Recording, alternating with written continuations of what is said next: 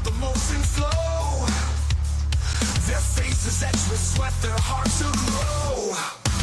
Industrial souls forged in fire's embrace. Hello and welcome to another episode of Industrial Souls. And today we are going to be joined by Chris Luecke from Manufacturing Happy Hour. And we are going to hear a little about his journey, some of the things that he sees as trends, because he talks to a crap load of people and he's out there in the field meeting these people too, not just on his podcast. So he has a lot of cool insights that we're going to try to see if he can distill down into a 30-minute conversation and tell us like what the heck's going on out there in the world of manufacturing and where is it going.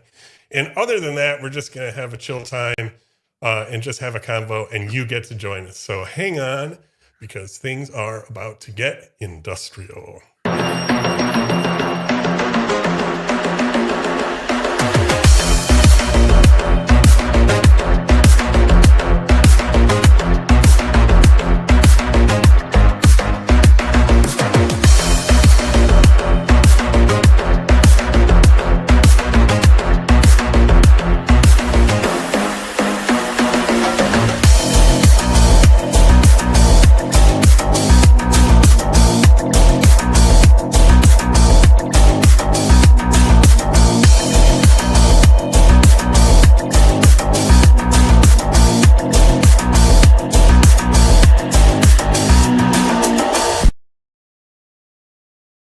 Boom! Welcome, Chris Luecke. Good to be here. I have to ask, did you hire like 90s industrial rock band Stabbing Westward to create your theme music? Because that is 100% the vibe. And I feel like that might have been intentional as well. Yeah, the vibe's intentional. The music is AI, actually. It's all AI, but I'm not. I thought that might be the more realistic answer, if you will. Yeah. I feel like you can prompt AI to be like, look, I need an industrial rock theme song, royalty free for my podcast, and it can probably, with a bit of additional prompting, get you where you ended up. So very well done. Yeah, thanks, man. I appreciate it. Yeah, it was very easy.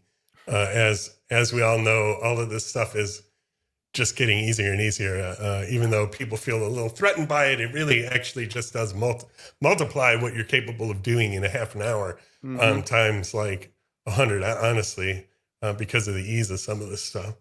But before we get into AI and everything that it really has affected in the world of industrial marketing, I want to start out by, first of all, saying thanks for being on my show, because I really appreciate it. I know you have your own show, obviously, Manufacturing Happy Hour, which is much huger, and I think you've been doing it for like 9 years or something like that, if I have that right. And you get a ton of all my respect for what you've managed to build out of your show and your whole events thing, which I want to get into. But I'm just trying to say thanks for taking the time and coming on my show. And I really admire everything that you're doing out there. So awesome stuff. Well, John, I appreciate you taking the time to have me on your show, because you're right. I've been doing, the show started in 2016. So this is year 9 of Manufacturing Happy Hour. But admittedly, I need to do a better job of jumping on other people's shows and being on the other side of the microphone, sharing some of my story. So I appreciate you giving me the chance to hop on today as well. We got to know one another a little over a year ago in Austin, Texas at the Industrial Marketing Summit, and I've been impressed with all the work I've seen from you since I connected with you as well. So honored to be here. Thanks, bro. I really appreciate it. And for everybody out there who may be watching in LinkedIn land, feel free to use the comment feature of your LinkedIn feed and throw any comments that you want to on the show here, because we will attempt to bring them up and or talk about them or laugh at you or something. But generally, it makes the whole experience more fun. So Arthur, we see you out there. Happy Friday back at you. Yeah, throw any questions or comments you have for Chris in the comments, and we'll get to those. So really, my show typically follows a pretty similar pattern, which is find out about people, what they think is cool, what's going on in their world, and what makes them tick. So I'm just going to start with a real broad and simple question, which is, what are you passionate about in the world of industrial marketing? Like, of all the things, because you talk about a lot of things, technology, leadership, culture, a lot of human elements, which jives with me too. But I won't answer the question for you. What is your passion? What's your favorite thing to talk about in this world? Yeah, and I feel like this has always been a part of manufacturing happy hour, but the in-person community aspect is right here, especially at the start of 2025. I would say the area that I'm most jazzed about when it comes to the overall platform. I love sharing the stories of folks on the show. Really, I've described Manufacturing Happy Hour as a leadership podcast disguised as a manufacturing podcast. Love bringing out those stories. But beyond that, I love getting the folks that appear on the show, the folks that listen to the show, the folks that engage with Manufacturing Happy Hour via social media, right? There are a lot of different ways to be a part of the digital community around Manufacturing Happy Hour, Right. if you will. What I love right now, and where I see a big opportunity, is bringing more folks together for those meaningful in-person events. And a meaningful in-person event can be any variety of things, right? Sometimes it's just a real nice, low-key environment for creating connections, meeting the folks that are in the same room as you. Sometimes it's something totally new. Like, I've started booking concerts and doing comedy nights and other things Right. to just kind of change the game of what a typical professional networking event is all about. So, Right. that's an area I'm really focused on right now. I think we're still coming out of that pandemic bubble a little We bit, are. right? Like We in are. person, in-person events are something special. And then, as let's say the social media landscape becomes a little more saturated as more people figure out how to use it. One of my big objectives is to leverage social media as a tool that facilitates in-person interactions, because I Yeah. do feel that's the spot where the best type of conversations and connections take place. It is, and I really think that your synopsis there is on point. I think there's a ton of power in the digital community, but you combine that with, like, just the occasional, even, like, it doesn't have to be like every day or every Mhm. week or even every month. It's like once a year, even, the occasional event where you bring, some group of people together, whether it's in some geography or some subset, like Industrial Marketing Summit, where we've met. That's a totally excellent example of that whole Mhm. philosophy of, like, the power of, you're doing this for a year, and then all of a sudden one day you're in the same room, and it's like, Chris, give me a hug, have a beer, Yeah. whatever. It's like you feel like people that you've never met, but there's a super, it like takes it to another level when you do finally meet. It's something special. Totally. Some people might say the power of social media is in the opportunity for anyone to go viral, for example. Now, the reality is, I think the power of social media there is the opportunity to be consistent and showcase your values on a regular basis. But social media's superpower is the ability to make an in-person interaction that much more meaningful the first time when you meet someone, for example, Yeah. because you've already built that relationship. You've established who you are, what you're all about leading up to it. So it makes that first in-person interaction, I should say all subsequent in-person interactions after that, much more meaningful because there's already a baseline for that relationship. That's my take. I agree. Yeah, it kind of breaks down that stranger barrier, because you can build rapport with people very effectively online. It's not like it's totally effective, actually. There's plenty of people who I've never met, and it feels like I've met them, you know. But then when you do meet them, you don't have that weird, awkward. It's kind of like getting together with an old friend, even though you're meeting the person for the first time, which is a kind of a cool experience. I mean, more and more of us have this experience, you know, who are active online, and then you just go to any kind of event, you know, and it just makes that whole thing different than it used to be, because you've already connected, and now when you meet, it's like, old friend. And I want to be clear, part of this, this goes for anyone that even has, a halfway decent social media cadence, right? It's not just for people that have a podcast or Right, have created a big personal brand via social media. I see people right, all the time that are just, for example, really engaged in the comments, really engaged in the discussion. Maybe they post on LinkedIn occasionally, but those same folks, the power of social media is that for them as well when they get into that in-person interaction. A lot of people have known them because they've been part of the conversation digitally. Now there's already that rapport built for that individual in person as well. yeah, I agree. Yeah, for sure. It's not just about the most obvious people in social media. It's really for every Hmm. person who's in social media, because you can make a connection with a customer. You know, if you could be a CSR in some industrial company and have just DM relationship that nobody in the whole world sees Sure. with some customer or whatever, that also achieves the exact same purpose. In fact, I would say it's a more this kind of thing that we're doing here today is less, less effective at that, except maybe between me and you. We're talking, we're having a Yeah. convo, but the majority of people seeing this aren't building a relationship with us, nor are we with them. It's just familiarity. But it's when you're talking to somebody like one on one, whether it's a DM or just jumping on a Zoom after you've chatted a number of times or whatever. That's the actual real rapport and real friendship and actual relationships Yeah, come I, out I of it. would I would 100% agree with that. I think maybe sometimes, and this might be a misperception, right? People might look at us having this conversation and think we're special in some way, shape, or form, right? Because it's like, hey, they each have their own podcast, they each have their own platform. Well, of course, they get to do a conversation that they get to broadcast across social media.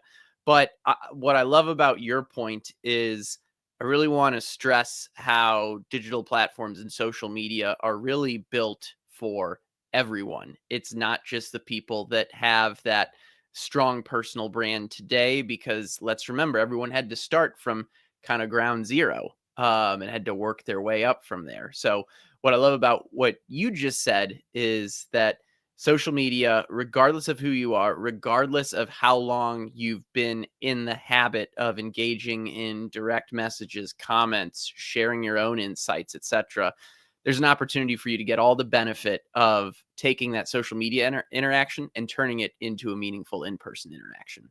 Yeah, absolutely. It's definitely a democratization of influence to everybody in a business. For instance, in a company, it doesn't have to be a company related. It often is, because I think of LinkedIn.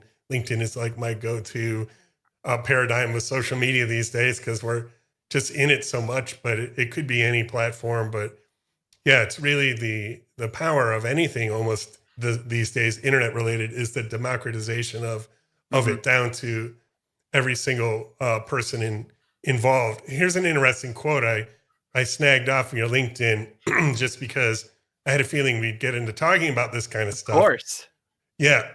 So I'm just going to read it. The ultimate digital strength is aligning who you are on social media with who you are in person. Okay, this is huge. Being people. This goes for people, companies, brands, etc. On the flip side, the quickest way to kill your digital rapport is when they get a taste of you in action and notice a disconnect between that and who you are online. So, real quick, just tell me what you were thinking about when you were writing that. So I will tell you exactly what I was thinking about, because this is kind of a funny behind the scenes story of how I create some of my content. I posted that on Tuesday this week, and I was having a conversation with a potential podcast guest that Monday. And that part of the conversation that came up during our discussion in some way, shape, or form. So I'm like, well, that would probably make a good social media post. So I wrote it up right after that call was done, and I scheduled it to post the next day. And, what was going through my mind during that time was I'm not going to, you don't have to read too deeply into it. It's pretty much verbatim what I said there. Like Right. there are some folks out there that may project like a very polished look as to who they are and what they represent on social media. But if that never translates to being out in person, or if that like if there's a disconnect between what was portrayed online and then what you see when you get to interact with that person or that company or that brand, I made very sure to say, hey, this isn't just like a personal brand type thing. This is anyone on social media, anyone, anything. So that's what was ultimately going through my mind. And that kind of went back to where our conversation started today, where in Mhm. this day and age, we're seeing more content on social media. When I started manufacturing happy hour, my content would stand out simply because I was one of a very small handful of people sharing it. So that was enough to be differentiated back then. Now that people have understood the power of social media and are using it more in their daily lives, which is great. That's what I always want to see happen when there's a tool that can be transformative or even just a little boost to someone's career. I want to see people take advantage of that. But over time, you kind of have to shift what your strategy is. And as I see more people leveraging the social media game to share interesting insights the way I was doing back in 2016, 17, 18, and I'm still doing now, like that's part of the mix. Where I Mhm. see there being a significant power is when you can take those insights off of social media and bring them to a conference, a trade show, a happy hour, whatever that event may be. So I'm just trying to give people, I guess what I would say is what I see as the next step in the evolution of social media. Hey, if you get good at it and you know how to share your voice there, make sure you're able to translate that to real world, authentic in person experiences that align with who you are online and who you are in person. Absolutely. And I think kind of a flip side application of the same principle is that you don't have to be somebody you're not in order to like go out there and, LinkedIn land or social media or whatever, because you feel like actually the people who project like some fake polished appearance set a falsely high bar that just discourages other people who then see that and think, well, I can't do that, and then they're discouraged.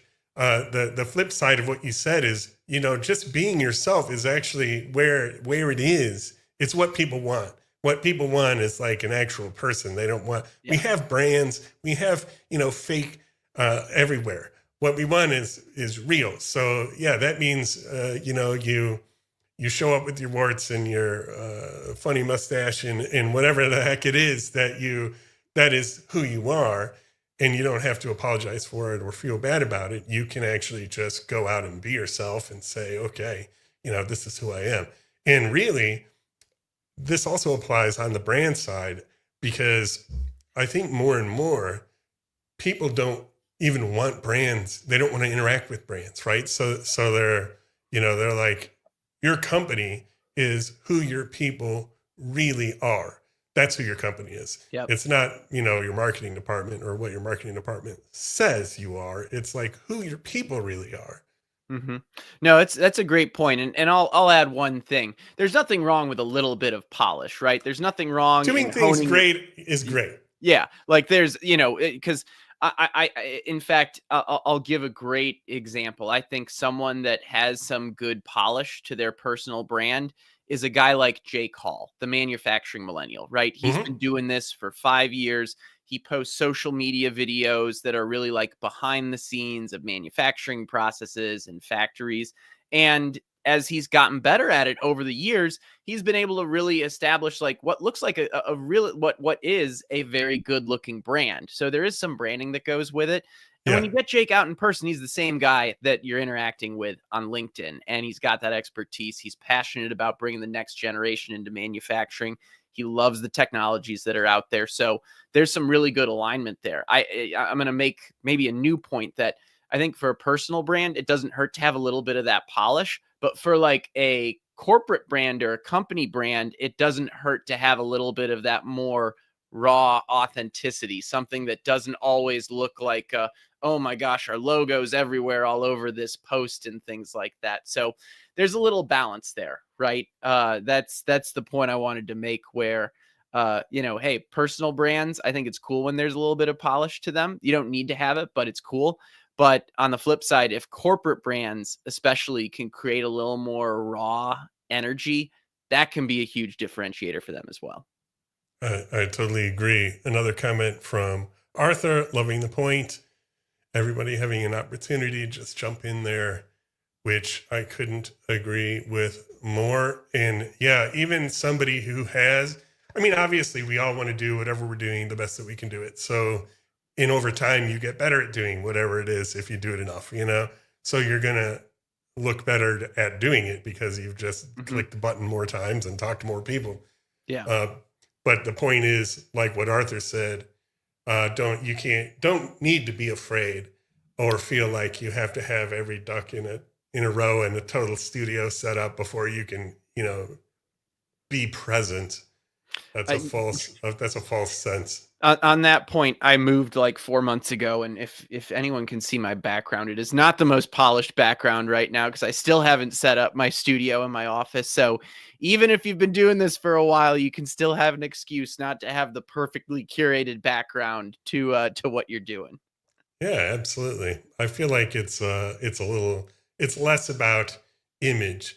If you can, I mean, like I said, nobody wants to look like crap, but you don't have to be afraid to be yourself, I guess. So it is a like walking a line there. Yeah, it's if people can see that you have, confidence in your area of expertise, but you're not cocky or arrogant about it. I think that's a sweet spot because I started manufacturing happy hour in my 20s when I didn't know a ton about the industry yet. Manufacturing happy hour and me interviewing other people in the industry was going to be my way to learn and build expertise. Right. And I even, even though I've been doing this for 9 years now and I do have more experience, insights, wisdom, whatever you want to call it, under my belt, I am certainly very well aware that I do not know everything in this industry. And that's why every interview I do, every interaction, I'm still looking to learn something new or figuring out, is there a way I can reshape is there something I could learn that would reshape my perception, change my biases that I have towards maybe a certain perspective? Right. I think one of the biggest things you can do now that we're having this conversation around what you project on social media is being open to new ideas, being open to maybe being wrong, and being open to growth at the end of the day. I think that's what it's all about. Yeah, it absolutely is. Just to switch gears, I know another topic that you like to talk about is kind of like the human element, leadership, good management, getting people on board, getting people involved in manufacturing. I know that's another area that just from seeing your shows, you're passionate about. Between either of these two topics, I guess you could vamp off either of them that you would want to. The leadership and management of people topic, Sure. or the social media. Where do you see trends going in manufacturing in either of these, and what are people stumbling on, and what do you see as solutions? I'll give a really fresh example. We've been talking a lot about social media, so I will go more the leadership direction on this one. I'll make a point that I learned on the podcast a while ago, and I'll even tie it in with a current event that, while it's not related to the manufacturing industry, I think it's a great example of the impact a strong leader can have on a company's culture. So Jason T. Ray, founder, CEO of Paperless Parts in Boston, Massachusetts. I've had him on the show a couple times, but I think it was probably like 2 years ago when he was last on the show, and we were talking about the skills gap in manufacturing. He has software and he works with a lot of different machine shops. So he gets to see leaders and managers across the industry every day. And a point he made was, Chris, we talk about the skills gap a lot, but we've known this has been an issue for a really long time. And when something has been an issue for that long, is it really a skills gap that's the fault of the workers or the team members or the people that haven't been Right. recruited into the engineering industry yet or the manufacturing industry? Or is it the fault of the leaders that have known this the whole time but haven't found something to do about it? If Right. you know there's a problem and you're the person in charge and you're the leader and you know that this has been an issue for a long time, at some point that skills gap actually becomes a management gap or a Right. leadership gap. And the folks running manufacturing organizations need to look themselves in the mirror and say, am I doing all the things in my power to get the best people on my team, even if they're hard to come by right now? One thing we talk about on manufacturing happy hour a lot is the importance of having a long-term perspective to a talent ecosystem in a given area. We talk about partner ecosystems, right? The different vendors and partners and folks that you work like lockstep with through your business, but it's also important to have that talent ecosystem. Are you Hmm. partnering with the local technical school? Are you partnering with local workforce development programs? Are you partnering with First Robotics to be looking at who the next like generation of engineering talent is going to be 10 years, 5 years before they get out into the field? All of that plays in. And from a manufacturing perspective, I think that's very important that folks are being very deliberate about how their companies and themselves as leaders are part of that talent ecosystem and tapping into all the resources they have. Now, one example that sticks out right now is that I think just demonstrates the power that a leader can have for shaping a great company is Southwest Airlines. You know, Hmm. I have been a long time Southwest Airlines guy, and they recently this week announced that you're going to have to pay for baggage now, and they had just made other changes where you're not getting as many points for their base fare anymore. They also made changes to their boarding process, and I'm just seeing all these things that had made that company so unique and were their unique differentiators. Yeah. All of these things are just slowly disappearing. And not to say there aren't still benefits to going with them. I'm going to continue to fly Southwest Airlines for the time being. But I'm seeing a leadership team, a C suite that is now seems to have lost the way of what the company used to represent. And I think part of that is Herb Kelleher, founder of Southwest Airlines. You know, he was at the helm for something like probably, 30 years. I don't know the exact numbers, right? But Right. he had passed away a little over half a decade ago. And I'm just thinking to myself, it's like Southwest Airlines is so far away from the time when that individual was really shaping the company culture and the values and what they're all about. And from my perspective, that's one of the most tangible examples of you can have a great culture that transcends that leader for a long time after that. But, Right. when that person or those people get too far in the rearview mirror, that's when you can start losing that culture, those values, etc. So it's just one of those things that, I don't want to call it a personal story, but it is one of those things that I feel like I was just reflecting on recently, where it's Hmm. like, gosh, like if that can happen to a company like Southwest Airlines, if you don't have the right leaders in place, you can very quickly lose the values or not have the values to begin with that are going to make it Right. attractive to attracting talent. That's how it ties into where this whole thing got started. Way to circle it back. Yeah. I mean, I think of Apple too as another example when they threw Jobs out and how bad the company floundered for so many years. And then they brought him back and it just revolutionized the company. And now he's gone again, obviously, because he passed Yep. away. And it doesn't feel like they're floundering quite as bad, but they haven't been the innovation company that they were. And it's so clearly a byproduct of his leadership. Hmm. I'm curious what you think, having talked to so many leaders, the solution to that is, because it really is about kind of ingraining those company values into uh, the whole company, instead of just like somebody at the top believing that. And then when he's swapped out with somebody else, the whole value system changes. How do companies solve for that, I guess, in your opinion? Good question. I'll tie this into another current trend I think we're going to be seeing in manufacturing soon. I was just chatting with Russell Winter about this on the podcast recently. He runs a community called USMFG, And it's based on his experience. He acquired a few machine shops and started, building them up, finding synergies, and his community is all about providing a space where other aspiring and current machine shop owners can connect and help one another navigate this new industrial opportunity, which is there's something like 17,000 machine shops across the US, I believe. And a lot of those have owners that are retiring. They don't have a transition plan.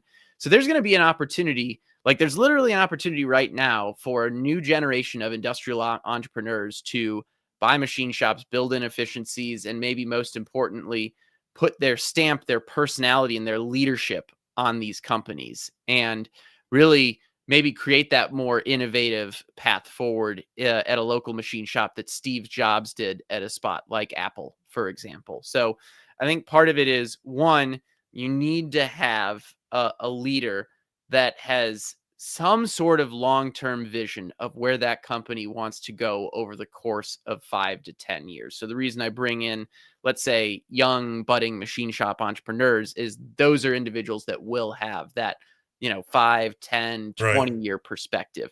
But I think the other thing, to your point, like how do you create that system where even if that person is gone, the company still perseveres?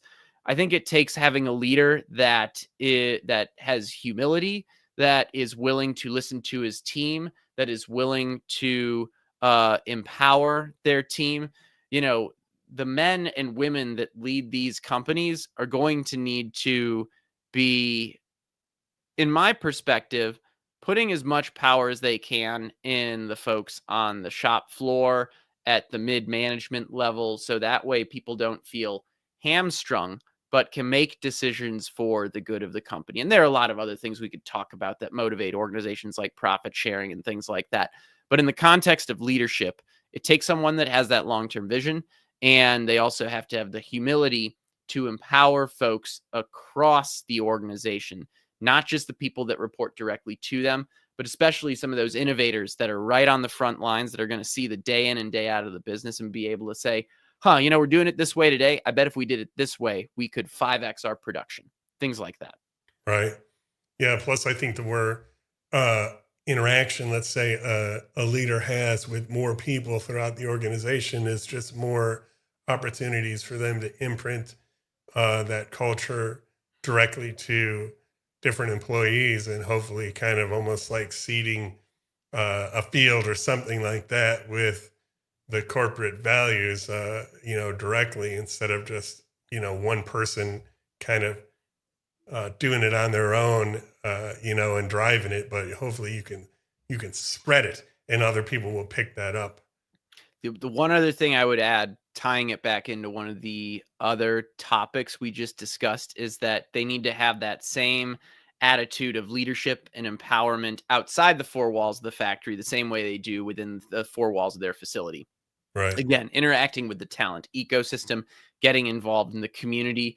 What I've learned from manufacturing happy hour for manufacturers, whether they're in urban, but especially in rural areas, the more they're involved in their local community, the more opportunity they have to get that talent to join their organization, because people see them on a regular basis, much like you and I talked about the importance of being seen on social media, in the comments, and direct messages on a regular basis as well. Yeah, I think actually I wasn't expecting this aspect of your, I guess, kind of personal message. But I think it's very cool because when I think of you, I really do associate you with the media, but just like a media presence, because that's my experience of you. But you really stress the combination in ways we've just talked, like both your media presence online, being engaged in real world events, but also with your company being engaged with your ecosystem, just really being engaged with the people around you, kind of on every front, is really kind of seems like it's kind of one of your core values, which just leads me to another question. This is kind of going to be our last question because we've already talked for 35 minutes, which is crazy because it feels like 5 minutes. But I always am trying to get to why. So we've just talked about some of the things that you're passionate about, and how you're a champion for certain things. And we didn't really talk about your background at all. I kind of assume a lot of people know it, and you've probably talked about it ad nauseum to your own self, when you do go on podcasts. But how does your background and what your why is, how do those things kind of relate? Because your background's probably connected to it, and what is your why? I guess with bringing your story in, and why you're into all these things, and what makes you care about them and advocate for them and all of that. Yeah. Why do I do what I do? Exactly. Why did manufacturing happy hour become the thing that I've been doing for the past 9 years? Yeah. When I graduated from college, obviously never could have told you like this would have been where I was 15 years after college, because one, podcasting wasn't really a thing when I Yeah. was Right. graduating. It had just started. It was this term like, but there was really no one being like a professional podcaster at Right. that point. And, I got into manufacturing happy hour because I was a sales guy in the manufacturing industry for a long time. So I saw an opportunity to start sharing stories and having conversations the way you would over a drink, rather than in like the very polished corporate way I felt like a lot of other sales folks spoke at the time. So Right. that was the initial why. I think what I realized over time, and this is kind of like business 101. um I've found a way to really address a need in the market that I believe in, and Yeah. align that with the things that I'm really good at and passionate about. So the need in the market of, a vision I align with, right? Like I do see, when I started manufacturing, I was a sales guy selling automation equipment into other manufacturers. And it was really cool just to see all the different applications and understand what it was like being an adult and having a real job, so to speak. But over time, and as I've interacted with more folks on the show, I've seen that there's just a tremendous opportunity in the manufacturing space for people to change their lives through careers in this industry. I talked to my buddy Drew Crow about this quite a bit. We just keynoted on stage recently where, he grew up in a situation where he just was not aware of the opportunities that manufacturing provided. He just wasn't aware that it was a field at all. And I think there are a Mhm. lot of people, even to an extent, myself included. My parents were teachers. I didn't know what it was like to go to work at a factory like the next day. I never thought about that. So there's an opportunity to open up people's minds to the possibility of manufacturing, and especially right now, whether you want to be an individual contributor, whether you want to be a leader, whether you want to be an entrepreneur and start or acquire your own company, we are at a period in time where there's just a stupid amount of opportunity to do that. So I'm very excited about getting more people to take advantage of opportunities that play to their strengths, which is where I'll tie this in with my own unique story as well. I've always been a party planner. My career started when I was working at Anheuser-Busch. My family has a bit of heritage in the beer industry. My grandpa and a bunch of his Nice. brothers on my dad's side worked for Anheuser-Busch. So I liked that beer angle to it. Being a very social person, more than anything, I like how having a drink can bring people together. And the fact that I'm a bit of a party planner, event planner, I love bringing people together outside of the digital sphere.